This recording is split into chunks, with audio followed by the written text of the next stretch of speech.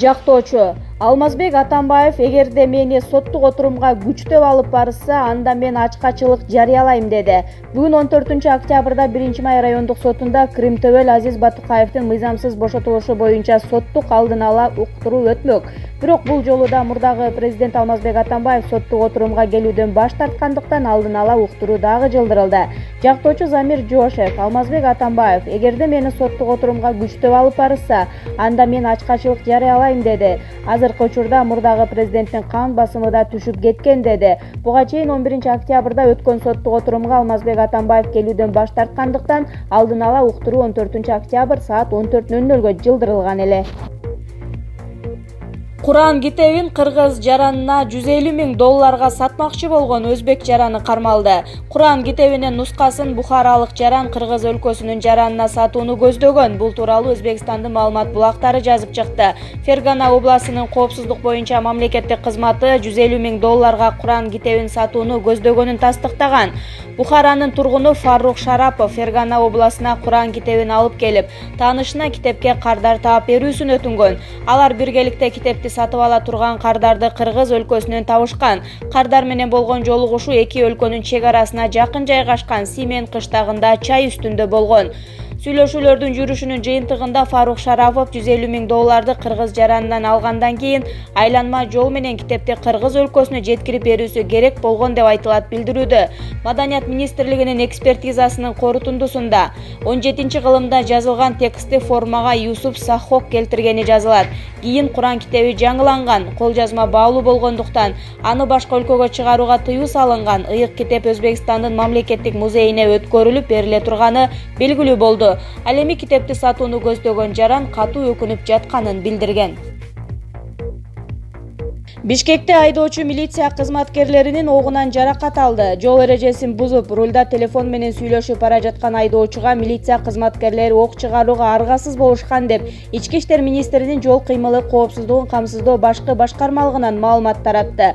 Маалыматка ылайык алгач милиция кызматкерлери айдоочуну токтотууга аракет жасашкан, бирок алардын аракетине майнап чыккан эмес. Окуя 12 октябрь күнү болжол менен саат 18:15 чамасында орун алган. Автоинспекторлор Lexus 470 үлгүсүндөгү унаанын айдоочусунун телефон менен сүйлөшүп бара жаткандан улам аны унааны токтотуусун өтүнгөн. Бирок айдоочу бейгапар эскертүүгө карабай жолун улаган. Мындан улам автоинспекторлор аталган үлгүдөгү унаанын артынан кууп жөнөшкөн. Милиция кызматкерлери качып бара жаткан айдоочуну ашып өтүүгө аракет кылганы менен ал буга жол берген эмес. Мындан улам инспекторлор тарабынан алгач асманды көздөй эскертүү ого атылган. Айдоочу эскертүүлөрдү эске албай милиция кызматкерлеринин куралын жулуп алууга аракет жасаган. Мындан улам айдоочуга карата ок атылып, ал ооруканага жеткирилген деп айтылат маалыматта. Аталган окуя кылмыштардын жана жоруктардын бирдиктүү рейстерине каттоого алынып, унаа 1991-жылы туулган МХ аттуу жаранга таандык экени аныкталды. Учурда тергөө иштери жүрүүдө. Аталган унаа Кыргыз өлкөсүнүн аймагында каттоодон өтпөгөнү да белгилүү болду. Абылгазиев фитнес-клубду ачты. Социалдык түйүндөргө өкмөт башчы Мухамбеткалый Абылгазиевдин фитнес-клубдун ачылышына катышкан сүрөтү жарыяланды. Сүрөттө премьер-министр менен жогорку кеңештин айрым депутаттары дагы барганын көрүүгө болот. Бул жаңылык тууралуу өкмөт башчынын расмий сайтында маалымат жазылган эмес. Ал эми Пирамида каналы атайы сюжет тартышкан, бирок коомчулуктун талкуусунан соң ал көрсөтүү өчүп калган. Ал эми буга байланыштуу интернет колдонуучулар башка ача турган маанилүү эч нерсе жок болсо эмне кылсын деген бир катар пикирлерин жазышса, айрымдары тескеринче бул иштен жаман нерсе көрбөгөнүн айтышууда. Манас аэропорту кызматкерлер жумуштан алынган жок. Буга чейин Манас эл аралык аэропортунун жетекчилиги 50дөн ашык адамды эч себеби жок иштен алып салганы тууралуу маалымат тараган. Ал эми Манас эл аралык аэропортунан мындай көрүнүш катталбаганын айтышып, буга чейинки тараган маалыматтар чындыкка дал келбейт деген билдирүү таратышты. Манас эл аралык аэропортунун маалымат катчысы Алия Курбанованын айтымында, жарандык авиация агенттигинин жана ИКАО эл аралык системасынын нормасы боюнча авиациялык коопсуздук бирдей болушу керек. Буга байланыштуу Бишкек компания Манас менеджмент туунду компаниясынын айрым кызматкерлери Манас эл аралык аэропортунун Бишкектеги филиалынын авиациялык коопсуздук кызматына которулат. Алардын маянасы жана социалдык жеңилдиктери сакталат. Назарбаев кош бийлик тууралуу кептерди четке какты. Казакстандын мурдагы президенти Нурсултан Назарбаев кош бийлик тууралуу айын кептерди качкын уурулар, саткындар таратып жатышат деп 11 октябрда Хабар телеканалындагы маегинде билдирди. Элбасы азыркы кыйгарымдары тууралуу сөз кылып, ал башкарган Коопсуздук кеңеши ички жана тышкы саясаттагы маселелерди чечерин, аны менен кадрлар макулдашылып турарын, бирок ал коллективдүү орган экенин белгиледи. Назарбаев президент Касым-Жомарт Токаев аны менен кеңешип турарын, бирок чечимдерди ошол кеңеш сураган киши кабыл аларын да кошумчалады. Экс-президент интервью учурунда бир нече жолу уурулар тууралуу сөз кылып, бирок алардын аттарын атаган жок. Элбасы ал мамлекеттин башында турган дээрлик 30 жылда өлкө ийри ийгиликтерге жетишкенин да белгиледи. Назарбаевдин тушунда анын мүлкүнүн жана жакындарынын кол тийбестигине кепилдик берген мыйзамдар кабыл алынган. Экс-президентке өмүр бою Коопсуздук кеңешин жетектөө укугу берилген. Акыркы айларда Казакстанда уруксат берилбеген митингдер өтүп келди. Айрымдарын тыюу салынган демократиялык тандоо деген уюм уюштурган. Назарбаевди сындагандар ал саясий оппоненттерин куугунтуктаган авторитардык режим түзгөнүн айтышат. Раиса Атамбаева айлык албай иштеп жатат.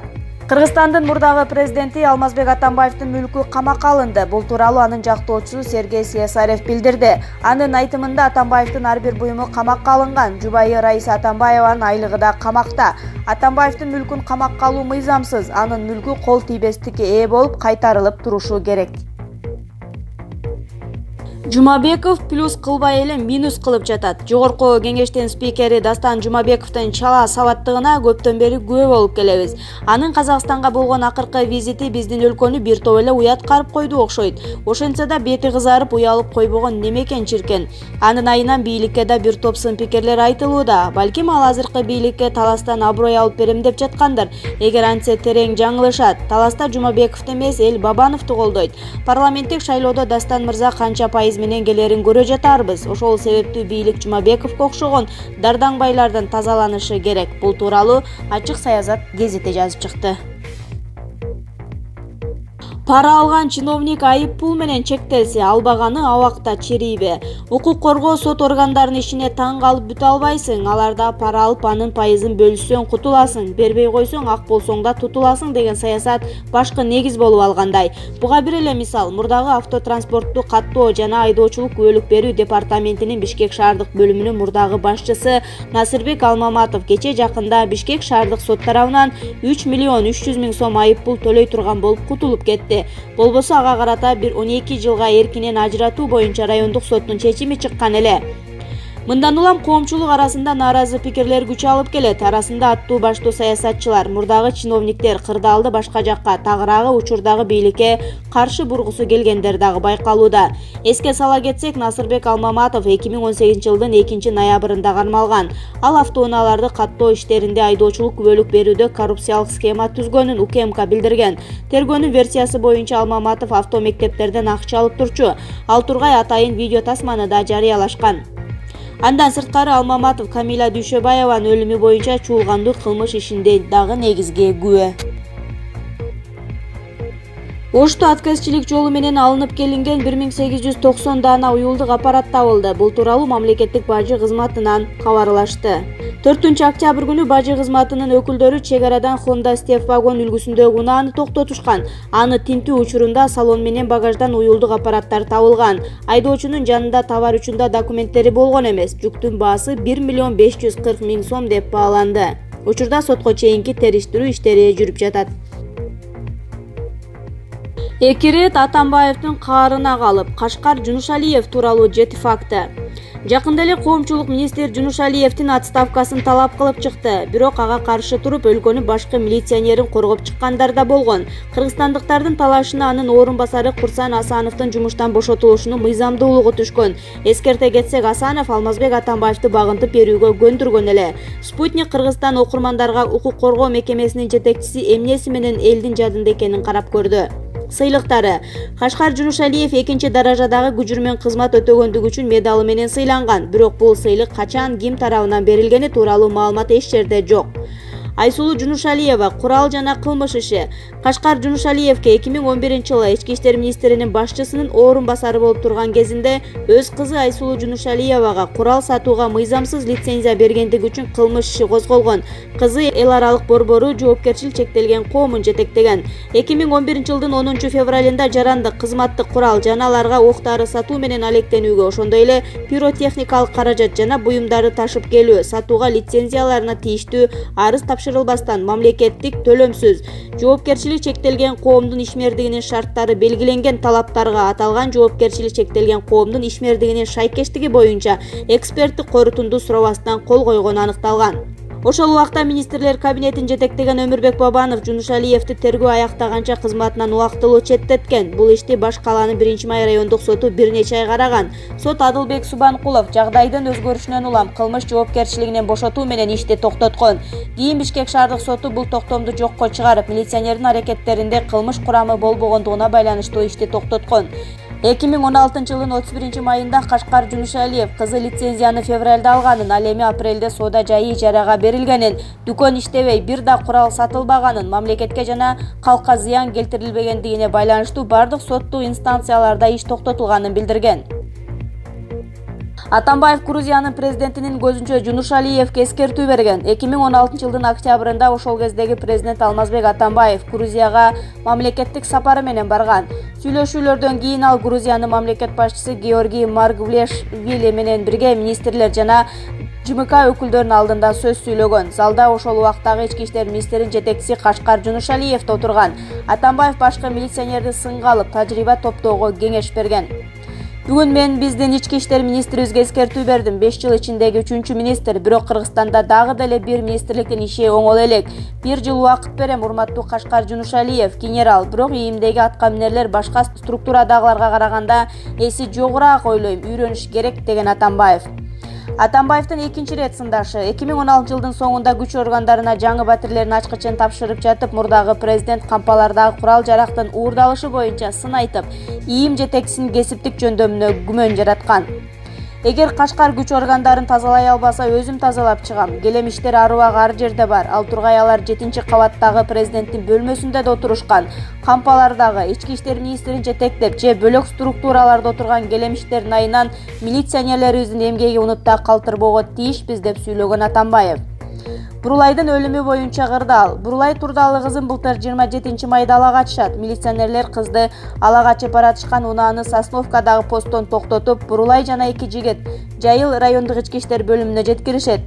Кыз ошол мекемеге имаратында өлтүрүлгөн. Премьер-министр Мухамбеткалый Абылгазиев Жунушалиевке Бурулайдын атасы Турдалы Кожоналиев менен жеке жолугууну 16-июлда эле тапшырган. Андан 2 күн мурун Кожоналиев соттук медициналык экспертиза органдарын паракорлук айыптап маек курган. 24-июлда ички иштер министри өмүрү кыйылган кыздын атасы менен жолукканын, комиссия түзүлүп, жаңы тергөө тобунун курамы бекитилгенин журналисттерге билдирген.